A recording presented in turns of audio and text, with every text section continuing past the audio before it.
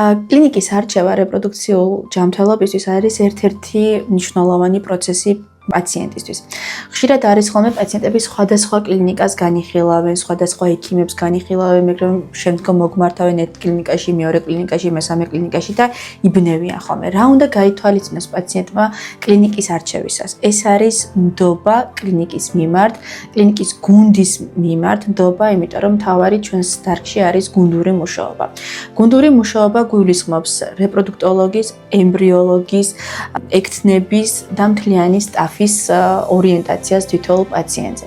თითოეული პაციენტი უნდა იყოს აღქმული როგორც ერთი, ასე ვთქვათ, ინდივიდი, ერთი გამონაკლისი, ერთი შემთხვევა, რომელზეც იქნება კონკრეტულად მიმართული სამუშაო. ჩვენთვის ჩვენს კლინიკაში არის ძალიან მნიშვნელოვანი ინდივიდუალური მიდგომა. ეს გულისხმობს, რომ თითოეული შემთხვევა განიხილება რამოდენიმე კუთხიდან, განიხილება ჩვენს პატარა შეკრებებზე დილაობით, რომელსაც ვაკეთებთ ხოლმე და რომელიც ირგვლივად ტრიალებს, ასე ვთქვათ, მთელი გუნდი.